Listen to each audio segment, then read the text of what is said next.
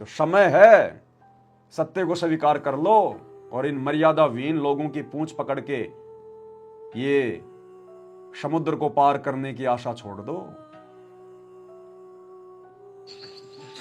उसको वो उसके मुंह में चलेगी उन्हें बकवास करते करते। तो परमात्मा ने उसको निकाल कर कहा कि आज के बाद तो 1,00,000 चीज खाया करेगा, 1,00,000 उत्पन्न करेगा, 1,00,000 मानव से दारी खाया करेगा, 1,00,000 उत्पन्न करेगा, तेरा काल नाम होगा, निकल जाए यहां से। वह दुर्गा भी और हम भी सारे निकम्मे जो इस नालायक के साथ आए थे सारे वहां से भगा दिए ठोकर मार के परमात्मा। अब गुरुदेव क्या करें, वो दुर्गा काल और हम भी सारे निकम्मे। तो हम में तो भाई अपने गुरुजी भी आ गए, तो क्या गुरुजी भी निकम्मे थे? क्या गुरुजी ने भी सतलोक में काल के ऊपर आस्था लगाई थी? जो गुरुजी कह रहे हैं कि हम सारे निकम्मे। तो भाई अगर गुरुजी भी निकम्मे हैं, गुरुजी भी एक आत्मा है, और गुरुजी भी अगर सतलोक में काल के चक्कर में आ गए, तो आज गुरुजी हमें कैसे मोक्ष दिला देंगे? गुरुजी तो फिर हमारी कैटेगरी के हुए। तो समझो अपने परमात्मा को, समझो अपने गुरुदेव भगवान को। ये आप और हमें ये बातें समझाने के लिए स्वयं को परमात्मा होते हुए एक जीव कैटेगरी में शामिल करते हैं, एक जीव कैटेगरी में।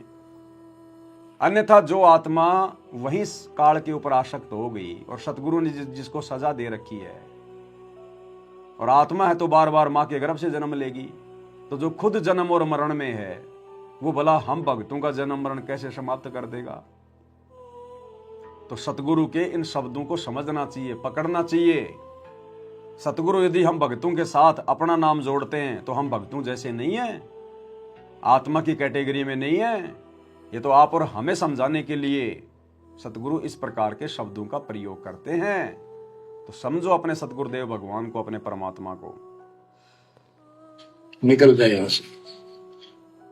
वह दुर्गा भी और हम भी सारे निकम्मे जो इस नालायक के साथ आए थे सारे वहां से भगा दिए ठोकर मार के परमात्मा। हम पापी है, अपराधी है, दुष्ट है, हम बहुत निकम्मे और नीच है। अब वो हम ये परमात्मा साथ में अपना नाम जोड़ के कि हम दुष्ट हैं, पापी हैं, निकम्मे हैं, नीच हैं, अपराधी हैं। गुरुदेव आप और हमें कह रहे हैं कि नालायको, तुम उस परमात्मा के यानी मेरे, तुम अपराधी हो, तुम दोषी हो, तुम पापी हो, नीच हो, दुष्ट हो, और वही दुष्कर्म तुमने यहां शुरू कर दिए मेरी शरण में आने के बाद भी। भाई और बहनों, इसार जेल से ही सतगुरुदेव भगवान किस कदर नाराज होकर, क्योंकि सतगुरु तो अंतर्यामी है ना, सतगुरु को तो सब कुछ पता है, अंतर्यामी है। तो इसार जेल से जो ऑडियो आ रही हैं, उनमें से एक ऑडियो मैं आपको सुनाता हूं। खुद गुरुदेव इन सतलोक आश्रम वालों के विषय में, कोऑर्डिनेटरों के विषय में। अब गुरुजी किसी का नाम थोड़ी लेंगे, नाम तो गुरुजी ने उस कोऑर्डिनेटर का भी नहीं लिया जो अपनी गुरु बहन के साथ में अश्लील चैटिंग करता है, अश्लील बातें करता है। अब जो अश्लील बातें करता होगा वो सारे काम करता होगा। तो नाम तो गुरुजी ने जानबूझकर अपने इस ऑडियो में उस कोऑर्डिनेटर का भी नहीं लिया, लेकिन ये सारे कुकर्म सब कर रहे हैं क्योंकि गुरुजी का डर नहीं, किसी को गुरुजी का भय नहीं, कि गुरुजी तो जेल में बैठे हैं और गुरुजी का परिवार अपनी मस्ती में, अपनी मौज में, उसको तो पैसा चाहिए। गुरुजी का परिवार अगर संगत को मर्यादाओं में बांध के रखेगा तो आश्रम में जाएगा कौन, आश्रम में आएगा कौन? तो गुरुजी का परिवार तो चाहता है कि इनको लोभ लालच दो, इनको ज्यादा से ज्यादा आश्रम में बुलाओ, लड्डू जलेबी बर्फी का प्रचार करवाओ, आश्रम में आएंगे तो दान धर्म करेंगे, ज्योति पाठ का पैसा देंगे, और हम फिर राजनीति करेंगे, भाईचारा निभाएंगे जाटों के साथ। तो गुरु ने नाम किसी का नहीं लिया, लेकिन दोषी सारे हैं। गुरुजी सबसे नाराज हैं, सभी कोऑर्डिनेटरों से, अपने परिवार वालों से, अपने भाई बंधुओं से, क्योंकि मुख्य लोग तो यही हैं जिनके पीछे संगत चल रही है। अरे संगत तो वैसा ही करेगी ना जैसा मुख्य लोग करेंगे। तो गुरुदेव ने दुखी होकर हिसार जेल से आए हुए इस विशेष संदेश में क्या कहा है?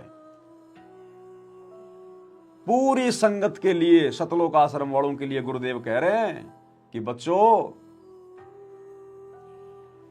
अच्छे इंसान तो जगत वाले भी ऐसा नहीं करते जैसा तुम भगत कर रहे हो।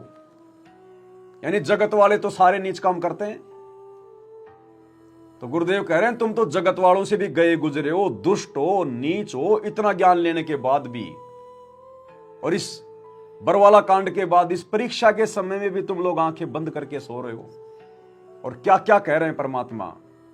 अगर कोई समझदार भाई बहन उन आश्रमों से जुड़ा होगा और अगर अपने गुरु को परमात्मा मानता होगा तो अपने परमात्मा के ये वचन सुनकर जिंदगी में उन आश्रमों की तरफ कभी पीठ करके नहीं सोएगा जब तक गुरु जी हिसार जेल से नहीं आ जाएंगे। क्या कह रहे परमात्मा। आपस में खेचातानी रखते हो अभी भी भगत हो गए। अच्छे इंसान तो जगत वाले बिना करते ऐसा जैसे भगत कर रहे हैं। अच्छे इंसान तो जगत वाले बिना करते ऐसा जैसे भगत कर रहे हैं। अच्छे इंसान तो जगत वाले बिना करते ऐसा जैसे भगत कर रहे हैं। किसी को छोटी सी सेवा दे देते, कोऑर्डिनेटर बना दिया, वो ने सोचा मैं खुदा बन गया। और इतना शिक्षा तो पड़े, मजदूर बनो सीखो, मजदूर। और कई देखा है कि कोऑर्डिनेटर या जिसकी जो भी व्यवस्था लगाई जाए तो व्यवहार भी ठीक नहीं करते, धमकान लग जाते, फुरकान लग जाते। और कुछ ऐसी भी शिकायतें आई हैं जो बहन बेटियों के साथ गलत मैसेज भी डालते। तो वो दुष्ट लोग ना तो कोऑर्डिनेटर के योग्य है ना वो भगत के योग्य। और कुछ ऐसी भी शिकायतें आई हैं जो बहन बेटियों के साथ गलत मैसेज भी डालते। तो वो दुष्ट लोग ना तो कोऑर्डिनेटर के योग्य है ना वो भगत के योग्य। और कुछ ऐसी भी शिकायतें आई हैं जो बहन बेटियों के साथ गलत मैसेज भी डालते। तो वो दुष्ट लोग ना तो कोऑर्डिनेटर के योग्य है ना वो भगत के योग्य। तो ऐसा तो संगत में कुसंगत उपजेगी और ऐसी कुसंगत होगी फिर हम रखेंगे नहीं उसको खेत में। किसान उस कुबाड़ को पाड़ कर खेत तो बाहर फेंक देता है, तो उसको आप मिशन से निकाल दिया जाया करेगा। सुधर जाओ, एक के नहीं सुनी जाया करती, दिशात्मक शिक्षा दी जाती है। ये 4 मिनट की ऑडियो है और ये विशेष संदेश नंबर 66 के अंदर है, सुन लेना। अगर तुम्हें लगे कि पवन दास तो गुरु जी की आवाज में नकली ऑडियो हमें सुना रहा है, ये पवन दास ऐसे कुकर्म नहीं करता भगवान की नकली ऑडियो बनाने की। ये भी मैनेजमेंट वाले कर रहे हैं, एआई का इस्तेमाल कर रहे हैं। विशेष संदेश ये तो पवन दास नहीं भेज रहा, आश्रम वाले भेज रहे हैं। तो विशेष संदेश नंबर 66 को सुन लेना, शुरुआत से लेकर 14-15 मिनट तक ये सारी बातें कह रहे हैं गुरुदेव। तो कहां गुरुजी तुम लोगों से प्रसन्न हैं, कहां गुरुजी तुम्हारे ऊपर मेहरबान है। तुम लोगों ने तो गुरुजी का खून पी लिया, खून। अरे सतलोक में परमात्मा को पहले हम नाराज करके आ रखे और यहां भी तुम उस परमात्मा को नाराज कर रहे हो। इतना ज्ञान देने के बाद भी सरेआम सत्संग में गुरुजी ने बोलना पड़ रहा है कि अच्छे इंसान तो जगत वाले भी ऐसा नहीं करते जैसा तुम भगत कर रहे हो। तो वर्तमान में सतगुरुदेव भगवान कह रहे हैं कि मेरे भगत तो जो आश्रमों से जुड़े हुए हैं जगत वालों से भी गए गुजरे। और यही तो हम सत्सेवक आप लोगों को समझा रहे हैं कि तुम किन लोगों के पीछे चल रहे हो, इन कोऑर्डिनेटरों के पीछे, गुरुजी के परिवार के पीछे। ये तो पहले से रिजेक्टेड है गुरुजी के द्वारा, बरवाला कांड से पहले ही परमात्मा ने इन सबको रिजेक्ट कर रखा है। तो भाई और बहनों, संकेतों को नहीं, कम से कम जो सीधे सीधे तौर पर जो बातें गुरुदेव कह रहे हैं कम से कम उनको तो सुनो। पवन दास की बात तो तुम्हें अच्छी नहीं लगती, लेकिन अपने बाप की बात तो कम से कम सुनो, ध्यान दो। क्या तुम्हारा बाप भी झूठ बोल रहा है? भाई भला चाहते हो, साथ संगति से जुड़ जाओ, मर्यादा में आ जाओ, गुरु को प्रसन्न करो। जिन बातों से गुरु दुख पावे उन बातों को दूर भगावे, फेंक दो उन बातों को, समझ जाओ। अब वो हमारा दयालु आज भी हमारे लिए तरस तड़प रहा है। हम अब भी आंख नहीं खोल रही क्योंकि हमारी मोतियां बंद हो रहा है। अज्ञान इतना ठोक दिया, हमने पता है नहीं सचमुच ऐसा कुछ और लोक भी होगा। आज तक हमने केवल स्वर्ग गया, फलाना स्वर्ग गया, स्वर्गवासी हो गया, स्वर्ग से ऊपर कोई बात नहीं सुनी थी। स्वामी रामानंद जी 104 साल के रहे तो परमात्मा कबीर जी से वार्ता हुई और उनको सतलोक दिखा के लाई जब मालिक की आयु 5 वर्ष के आसपास थी। तो उससे पहले वार्तालाप कर रहा था कि आज तक तो किसी ने बताया नहीं भाई स्वर्ग से आगे भी कोई लोक है, मैं कैसे मानू आपकी बात बच्चा। तो परमात्मा सतलोक लेके गए, जब उसकी आंखें खुली उतने के बाद समर्पित हो गई। कहते कबीर साहब बोले जो देखेगा मेरे धाम को सतलोक को सो जाने तक मुझ वो सब जान जाएगा मैं कौन हूँ। गरीबदास तो शेख हूँ, सुन गायत्री कुछ ये गुप्त भेद बता देता हूँ। तो बच्चों इन तीनों गुणों के द्वारा हमारी दुर्गति करवा रखी है और हम इन्हीं की पूजा करते हैं। देख कैसा जुल्म कर रखा। कबीर साहब कहते गुण तीनों की भक्ति में ये भरम पड़ो संसार, कह कबीर निज नाम बिना कैसे उतरो पार।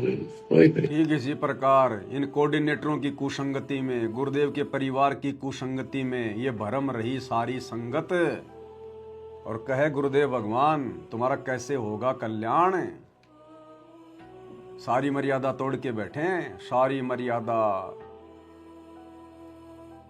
आने वाले समय में सिर पर हाथ रखकर रोने के अलावा भाई और बहनों आप लोगों को कुछ भी नहीं मिलेगा, कुछ भी, क्योंकि ये परीक्षा चल रही है और परीक्षा में फेल होने के बाद 1 साल बर्बाद होती है और भक्ति मार्ग में 1 साल का मतलब है 1 मनुष्य जन्म।